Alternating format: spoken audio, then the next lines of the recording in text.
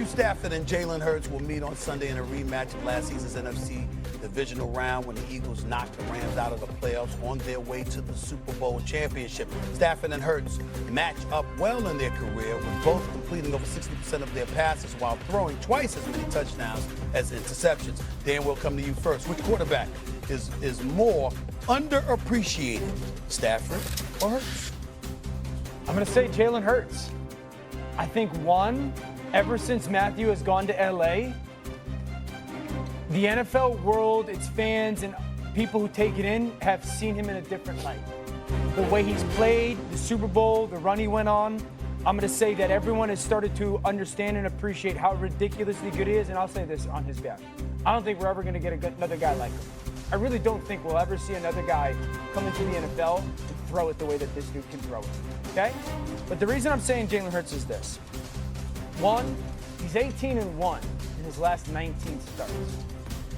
The only loss is when he got hurt against the Washington Commanders last year. This team is 5 for 5 in the red zone this year. And he, and this is why I said, is the modern day Brady, does just whatever it takes in that game to win that game. And it doesn't look the way some of us want it to look. I would love to argue, but I think he's right. And Matthew Stafford is never underappreciated as long as Dan Orlovsky is. That's right. That you say it. It's impossible for Matthew Stafford to ever feel underappreciated because Dan's one of the best in the business. Dan works on 17 shows. And never fails to mention Matthew Stafford. And you could be talking about another team and another quarterback, and a quarterback throws a great ball or he throws a no-look, and he would say that quarterback, who wouldn't even say his name, threw that ball like Matthew Stafford. Mm-hmm. So Matthew Stafford can never feel underappreciated ever in life. But I do agree that he is extremely talented. I think people are starting to take notice. But Jalen Hurts is the most underappreciated. Yeah. Jalen Hurts is on the trajectory to be a Hall of Famer. I've said this. Jalen Hurts does what I felt Troy Aikman did for the Dallas Cowboys. Did Troy Aikman have a great offensive line? Yes. Jalen Hurts too.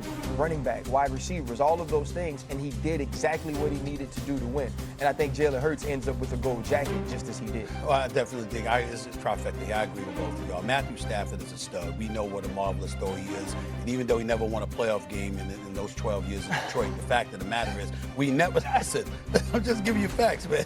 Even though that happened, we never once felt it was his fault. We knew it was an organizational thing. We knew that he was mired in purgatory. It was not his fault. Matthew Stafford has always been a stud, and he's arrived in Los Angeles. He's won a Super Bowl. He's 5-2 in the playoffs, got like 15 touchdowns and just 3 interceptions in his postseason play in Los Angeles. Matthew Stafford is great, but we've always known that about him.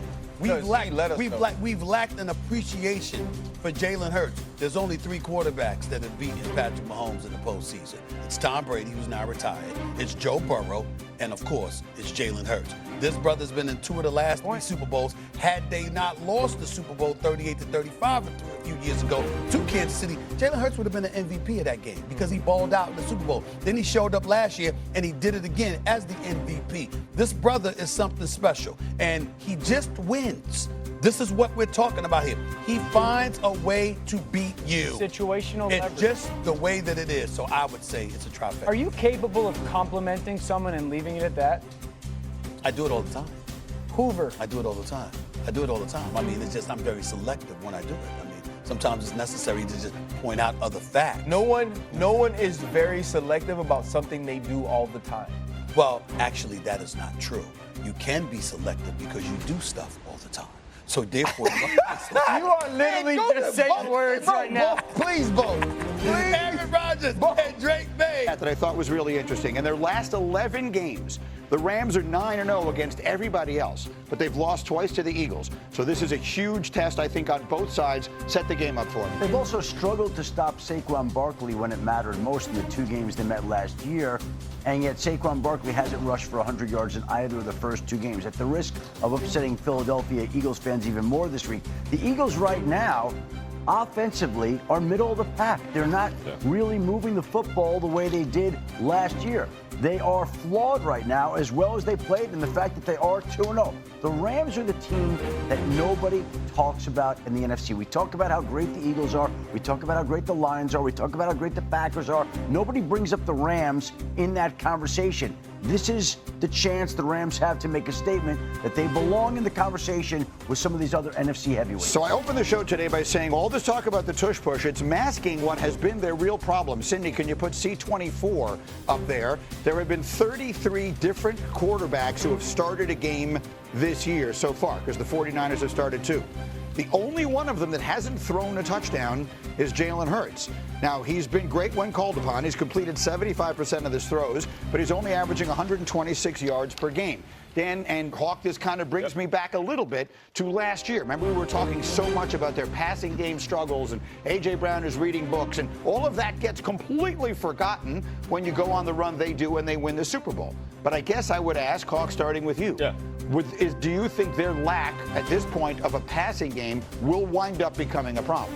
I don't think it'll be a problem in the long term. I think early on, specifically in this game, it will be an issue because of how they match up with the Rams. When you look at this Eagles offense, and last year, to your point, Greeny, we had this conversation early in the season. They had a new offensive coordinator. They're trying to figure things out. It seems the approach this year is more efficiency. Hey, we're getting the ball out quick. We're running the football. We're not taking unnecessary risks, and we're going to win the turnover battle. They're 2-0, so you can't argue that. But going against the Los Angeles Rams, they're going to put points on the board, and those opportunities that the Chiefs and the Cowboys lost by throwing the ball deep, they're going to hit on them because Stafford, Nakua, Adams are on a different level right now. They got to get more out of A.J. Brown in the pass game. We can say and have the respect necessary, and that has been earned by the Eagles and the deserved, that we're not doubting them or whatnot, but we can also go to this year and go, A.J. Brown's got 3 yards after the catch. 3? A.J. Brown last week against the Chiefs ran the same route 10 times. They line up A.J. Brown 4 yards outside of the numbers. He runs up 5 yards, and he runs a short in or a slant route. He just runs an in breaker. So as a defense, we're making it easy on them. I mean, these are all the same routes by A.J. Brown. And for everybody who's like, if you're killing the defense, I get it. Like, make them stop you. But if you're not killing the defense, which you weren't doing, then there's got to be more. We got to get A.J. more vertical, crossing the middle of the field, deeper on his routes. And I sit there and I'm watching the pass game, and I understand you won the game. Like, yes, no doubt. Sure. But we're running the same route every time. We're not paying A.J. Brown $30+ million to run 5 yards down the field and run an in breaker to get 8 yards. The issue is they're not strengthening that muscle. At some point, you're going to have to throw the ball down the field. And we've seen them do And we've seen them do it, absolutely. But in this year, like, football is a development game. You have to get the reps at it. You have to make sure that your team is confident. You have to make sure your coaches are confident that you have the ability to play any game that's necessary to win. Right now, they haven't shown it because they haven't had to. But against the Los Angeles Rams, if they're not pushing the ball down the field, they will lose this game. There's also the reality, Saquon's 3rd in the NFL in carries. He's 9th in yards. He's averaging something like 3.4 yards per carry. Last year it was like north of 5.5. Yeah. So there hasn't really, through 2 games, been anything offensively that has stood out. They're 2-0. There's no panic. They've earned the right to have us to sit there and say they'll work their way through it. How about on the other side of it, Matthew Stafford right now, people don't necessarily pay enough attention to it when we talk about the best quarterbacks in the league, and this is not to diminish anything about those guys, but you always mention Josh and Lamar, and you mentioned Patrick Mahomes. Shouldn't Matthew Stafford's name be in that conversation? Is anyone playing better than he's playing? No. For whatever reason, he's overlooked, and to me, one day he's going to go to the Pro Football Hall of Fame. He's led a team to a Super Bowl victory. He's got passing records. He's got marks. He's finding his targets. He's got great rapport with Devontae Adams right now. Puka Nakua has been one of the best receivers in the league this season. They're moving the ball in the air, on the ground. Again, this is a chance for this team to make a statement that they belong in that conversation. With the picks up on the screen there, and you heard the Bussin' with the Boys guys both like the Rams to win the game this weekend. Yeah. What was it you said this morning about Puka Nakua?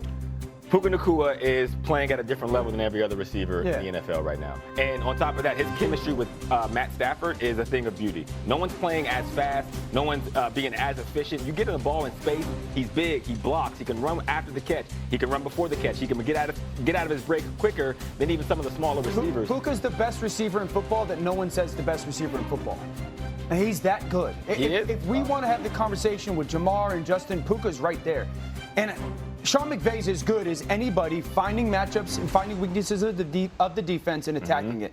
He is going to formation and motion and shift Puka to get him away from Quinyon Mitchell and attack Adoree Jackson, and you're going to see 12, 15 targets of those deep in-breakers or crossing routes by Puka. And what you get with Puka is better than what you'll get from the next receiver. He's the number one guy, not Devontae Adams. And Adams is great, and he's playing well, and he's getting his rapport down with Stafford. But make no mistake, Puka Nacua is their number one. This is far also away. the most diverse offense in football, the Rams. They're doing stuff offensively no one else is doing in the NFL. No one. And as a quick final thought on that, I just found myself trying to go through in my head their division.